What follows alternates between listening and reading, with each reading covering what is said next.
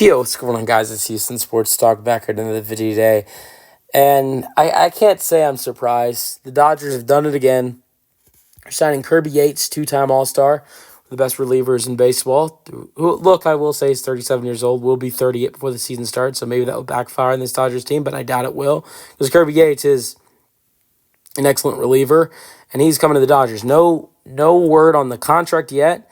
I'm interested to see whether the Dodgers got an underpay on him or an overpay, because the last two signings have been kind of weird for the Dodgers, because it's got a lot of MLB. I mean, all their signings have really upset a lot of MLB fans, saying Dodgers are ruining baseball. But specifically, the last two is what has really exploded social media with Roki Sasaki and Tanner Scott.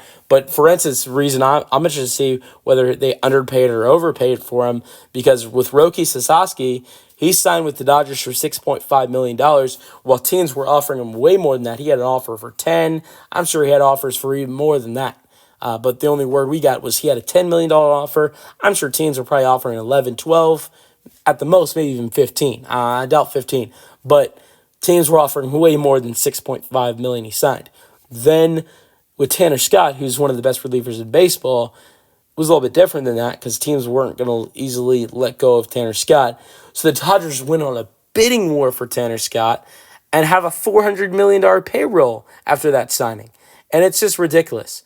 And and I know a lot of people are saying, "Oh, the Dodgers can do it," and I'm not going to try to defend the Dodgers, and I'm also not going to try to make it seem like what they're doing is okay, because I don't think it is, but technically it is allowed.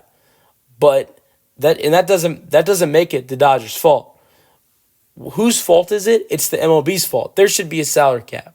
That's not the Dodgers' fault. That's Major League Baseball's fault.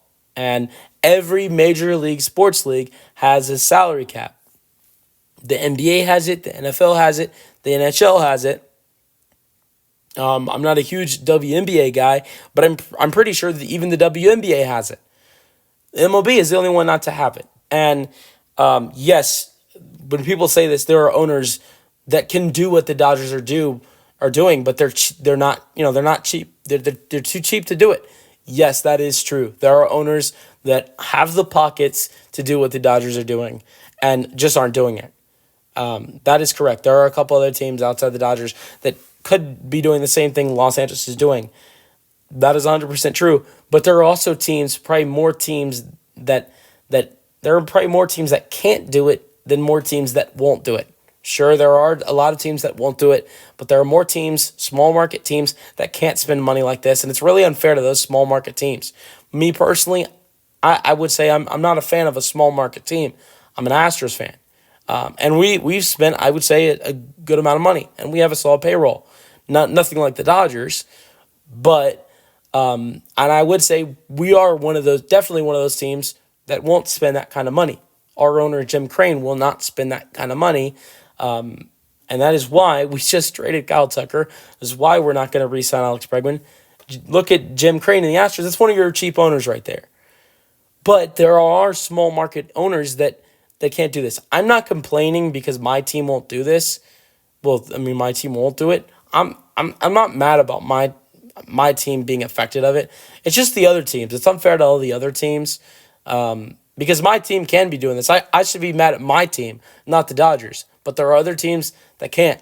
So, and the Dodgers have a $400 million payroll, have spent $1.5 billion in the last two seasons. Last two off seasons, and that's just ridiculous. They have a literal all-star team. We should really change their name to the Los Angeles All-Stars. So, look, people also always say you're jealous of the team. That's what Dodgers fans are always saying. It's like, I'm sure there are teams that are really jealous of what the Dodgers have. I'm not one of those, because I think my team actually has a really good team. I think nothing compared to what the Dodgers have now. I would say I'm jealous. Also, my team's not even in the same conference. I mean, we're not in the same conference. Y'all are they're in the National League. We're in the American League. And the Astros and the Dodgers haven't been in the World Series since 2017. The Dodgers have been to the World Series twice since then. The Astros have been like 3 or 4 times since then, and they've never met since then. So I'm not worried about the Dodgers because they're not in my team's division. We're not even in the same conference, in the same league. But at the same time, it's still unfair to all the other teams who can't do this, who can't. There are teams that won't, but there are teams that can't. So it's really unfair. But let's get into the signing. We'll just get into the signing of it because I actually like Kirby Yates. I think he's a really good relief pitcher. This year had a great year, probably the best. Yeah, the best. No, it's a debate of it if it's his best. I would say it's probably his best year of his career. 7-2 of the season with being an all-star. 1.17 ERA, 61 games. He had 33 saves, 62 innings pitched, 23 hits, 10 runs, 8 earned runs, 3 home runs, 28 walks given up, 85 hits. The one season I was talking about it potentially being a debate of if it would be his best year. The record was 0-5, and I think that's what makes 2024 a better season for him. But his ERA was 1.19, which is his second lowest.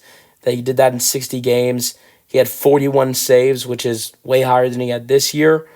And he had 61 innings, gave up 41 hits. He gave up 14 runs, 8 earned runs. And he gave up only 2 home runs, which is less than he gave up this year.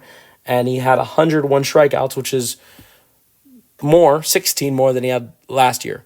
So I think it is kind of close. I mean, he had way more saves than he did in 2019 than he did in 2024, but the win-loss record is a big difference. So, but 2 really good seasons. Those are his 2 All-Star seasons from 2019 and 2024, and the Dodgers now have themselves another great player.